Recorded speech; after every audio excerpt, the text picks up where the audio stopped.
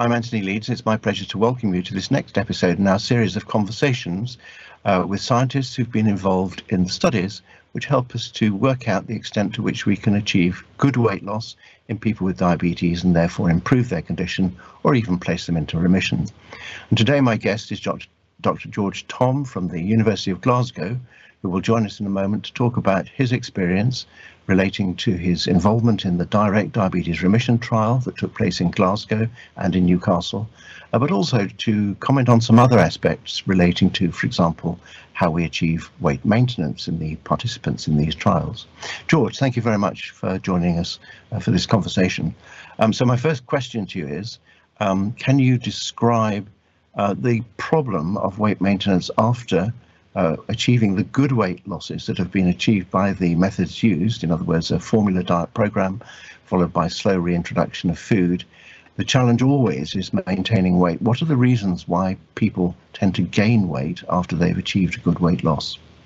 Yeah, thanks, Tony, and good to be here. I think weight loss maintenance is the challenge in weight management. Weight loss is comparatively easy, and this is not unique to total diet replacement studies like used in direct. It's across the board for all weight losses.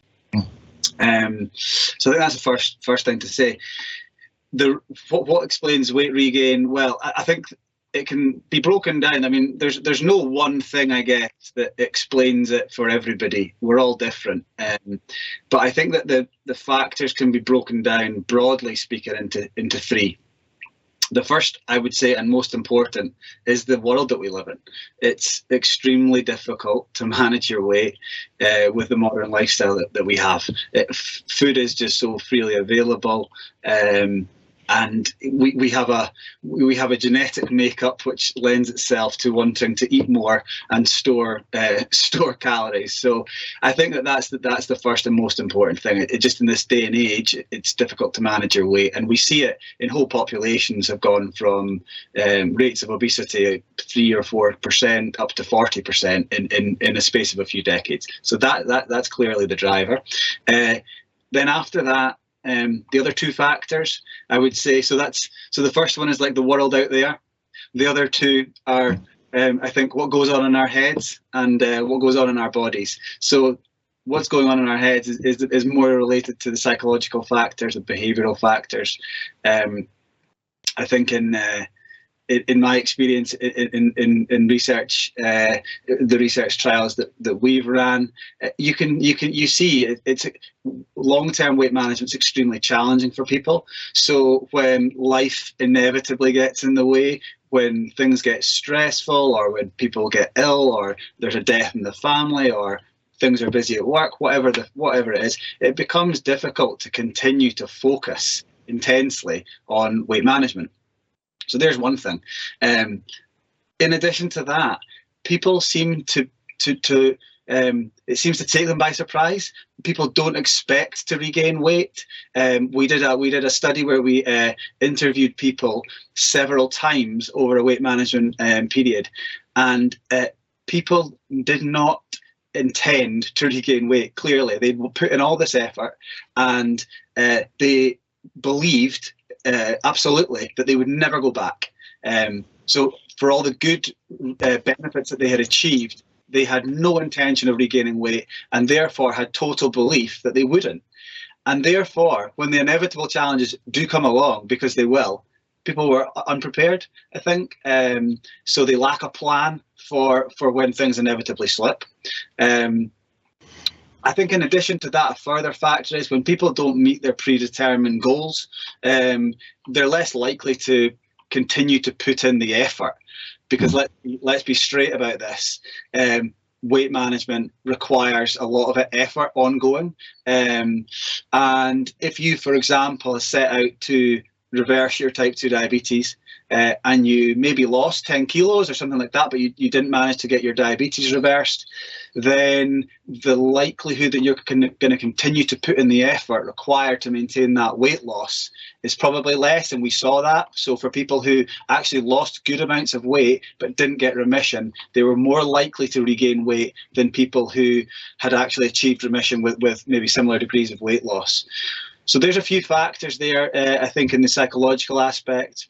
And then on the other things that are going on in our body, which we might want to talk about in more detail, would be, there's a biological defense of body weight. So when you lose 10 to 15 kilograms, your body doesn't like that. Your brain perceives that as some sort of threat to survival.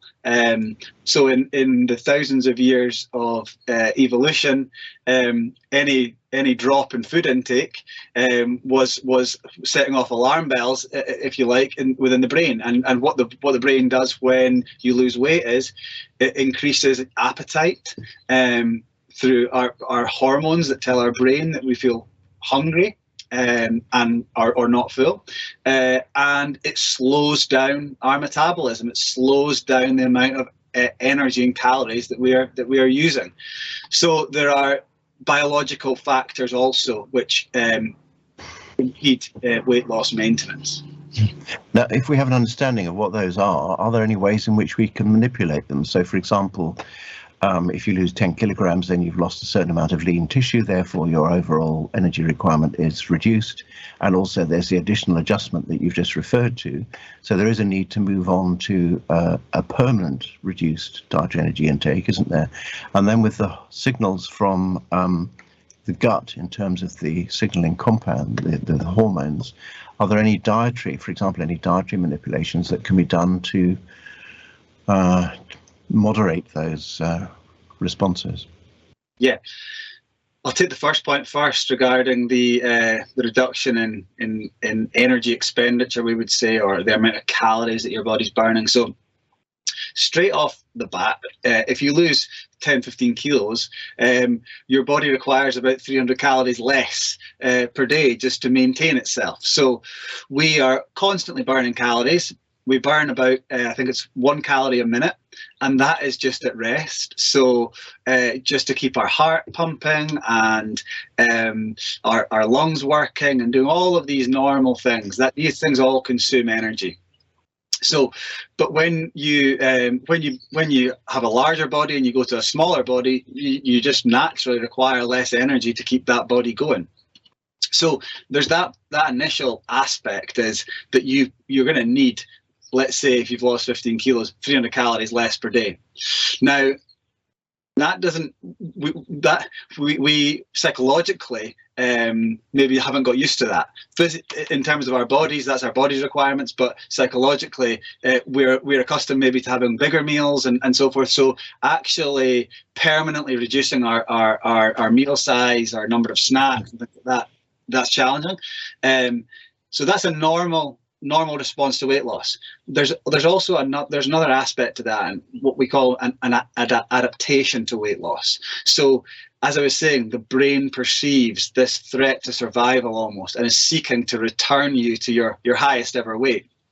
So this is where the body, the reduction in calories goes beyond what you would expect just for the change in the smaller body size.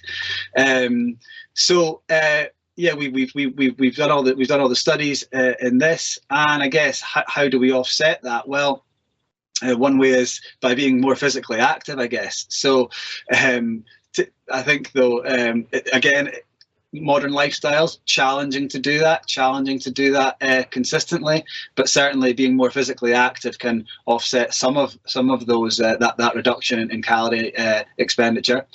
And then the second part to your question about the increases in appetite that we see, what can we do about that? Well, I mean, first and foremost, yes. So our body has this internal messaging system, if you like. So in our stomachs, we're producing hormones which speak to our brains and tell us how hungry we are or how full we are in the form of hormones. So that's like our internal text messaging system. And after weight loss, our hunger hormone goes up significantly, and our hormones that tell our brain we're full, they go down significantly. But there are some things that we can do to fight back against these changes. So we know that higher protein foods, so things like fish and lean meats, things like chicken, for example, things like lentils, things like beans, vegetables. These things are higher in protein, and some foods higher in fibre. And these types of things help to increase the hormones that tell our brain we're full. So basing meals around these sorts of things is certainly important. An additional thing is actually having a regular meal pattern. So not going too long, so that we're going to be setting off these alarm bells further. So having a regular meal pattern, maybe with healthy snacks in between, can to again reduce that feeling of hunger and increase that feeling of fullness. Physical activity also really important, and again plays into these appetite hormones. So we know that especially high intensity exercise helps to reduce the hunger hormone and increase the fullness hormone very, very acutely. So that can also help. And then there's other things that we may speak about that can influence these hormones in terms of our appetite, and that concerns things like sleep. So there's a whole package of things that we can do to try to fight back against these things, but it is difficult, and it's difficult to maintain these things over time. In relation to regular meals, how important is breakfast? Because there have been differing views, haven't there? There are individuals who say that, I miss breakfast and don't eat anything till lunchtime, and others who say that breakfast is really very important. But as part of a normal, evenly distributed intake of food, the first meal of the day is quite important, isn't it? Well, I don't know. I think that it's a very individual thing. That so some people will say they could not start the day without breakfast because they're naturally attuned to that time of the day of eating, and other people will say once they start eating, that sets them off for the day. So I think some people can quite happily go through to lunchtime or late morning without having breakfast. I think it's about finding what works for yourself, to be honest. I think generally speaking, a regular pattern of eating, and that may mean a late breakfast, but then it might mean a later lunch, and it might mean a slightly later evening meal. I think it's about finding what works for you, to be honest, but I don't think that absolutely starting the day with breakfast is crucial. Yeah. There are also individuals, and I know a number of dietitians who actually advocate this, not eating in the evening after a certain time, say like after 7 o'clock. How useful is that? Has it been properly studied? Again, is it a variable response according to the individual preference? Any observations on that? Yeah.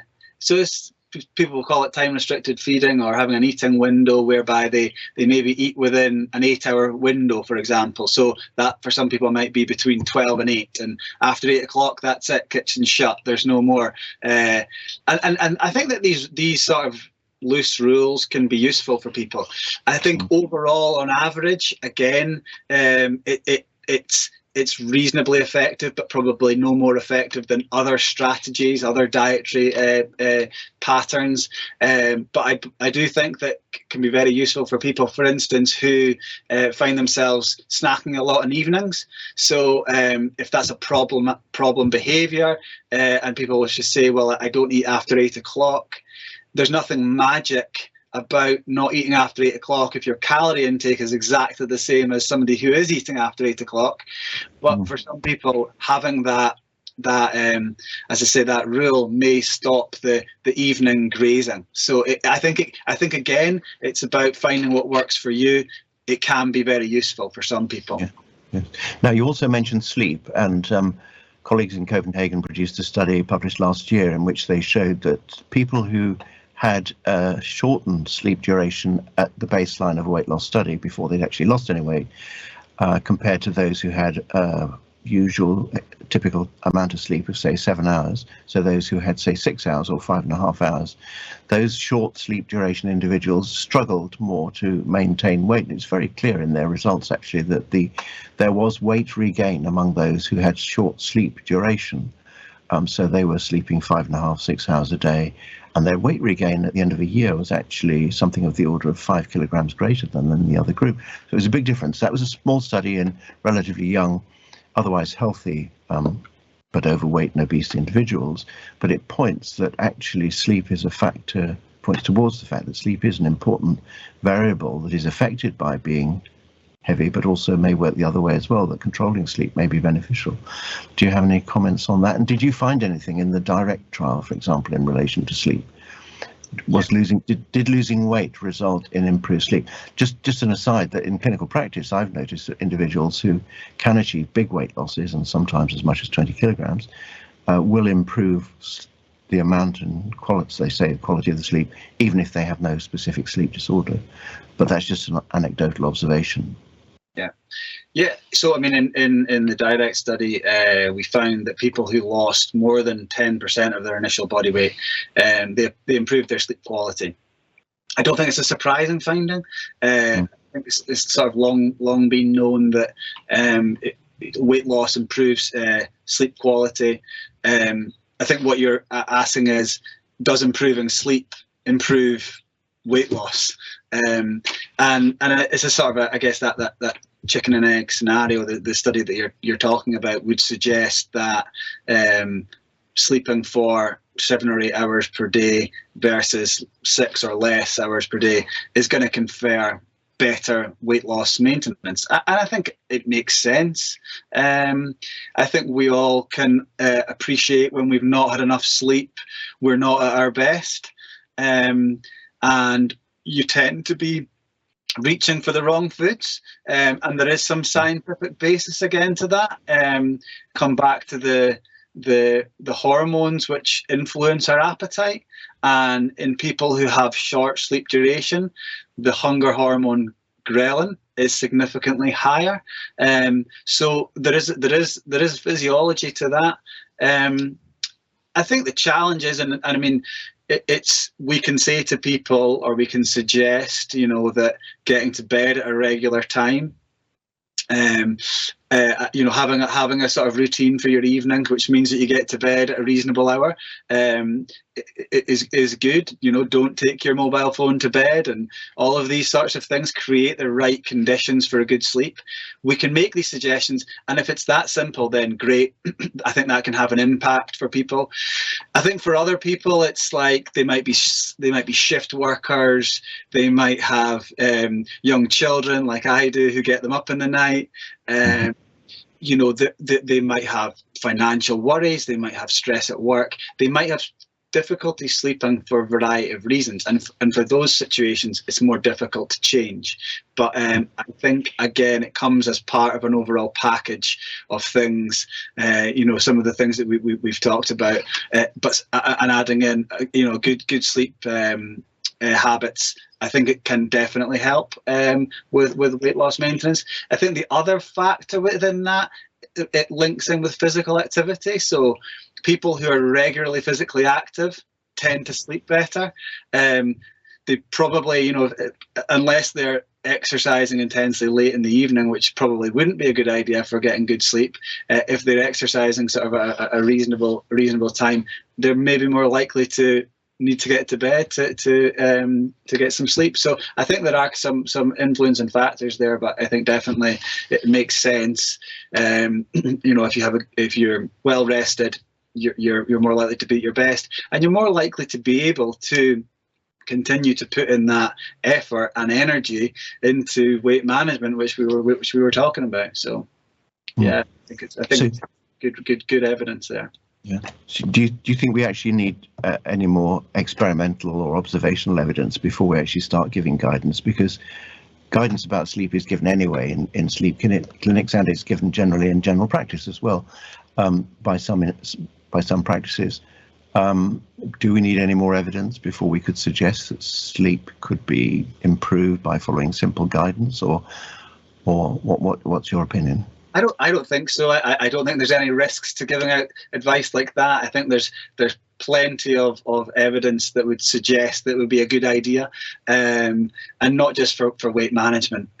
So no, I don't think we need more and more studies of these sorts to make that type of recommendation. Okay, so to conclude then, what can we say now based on what we know about helping people who, well, we've discussed in conversations with other individuals, all the experimental work in relation to helping people to lose enough weight in order to possibly go into remission. There is the challenge of weight maintenance, and as you said, it doesn't just apply to this type of study, but any situation where an individual's done a weight loss program, they are then faced with the problem of weight maintenance. What general advice can we now give people about helping them to maintain weight once they have actually achieved a weight loss? Mm-hmm. I think talks about sort of the importance of having a plan. So a degree of weight regain is almost inevitable. I think we have to help people to forward plan for these situations, and to consider how they will deal with that. So in Direct, we used people went back onto meal replacements to address weight regain. That's one type of plan that people could use. But I think having an eye on that's quite likely, it's quite possible, and being prepared for that and addressing it promptly, so nipping these weight gains in the bud early and not letting them get out of control is really important.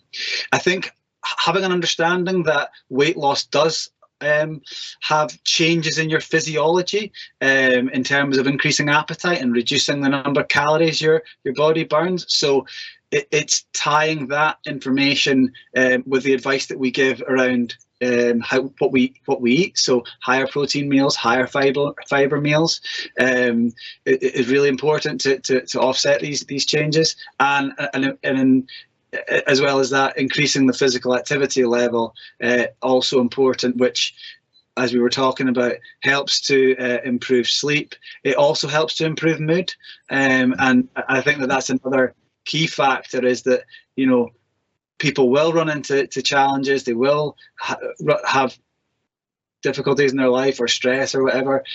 Physical activity, great way to moderate that. But I think that the other thing is that trying to confront and deal with these issues, these low mood and emotional things that go on in life, without going down the road of comfort eating, which is a common thing, and it's difficult to avoid. But I think that these are the types of things that we need to try to focus on to support people. So how do people overcome comfort eating? Because some people do comfort eat, others don't. Maybe some do it to a greater degree, some to a lesser degree. But how do they overcome this if they recognise that their problem is? Really, really challenging. But I think there are things that people can do. So it's individual, but mentioned there, physical activity is great for mental health. That's becoming recognised more and more and more. For other people, it might mean speaking to friends. It might mean keeping a journal and writing down, what your worries are and how you might overcome these. I think that's fine in cases of sort of mild low mood. I think for cases where it's more severe, it may need some professional assistance. But I think that good nutrition, good physical activity, good sleep, support from important people in your life, talking to these people. It might be support from healthcare professionals. So there's various things that can be done. I think that it partially it's considering it. It's working through those things. But there's no doubt it's difficult. Yeah. Good. Okay, well, thank you very much. There will be some web links to useful sources of information given in association with this video at the end. So, George Thom in Glasgow, actually you're indeed speaking to us from Dundee, I know that. So thank you very much for joining us, and hopefully we'll have another conversation in the future when we've got a little bit more information and can give a little bit more advice. So thank you very much for joining us today. Thank you. Bye-bye.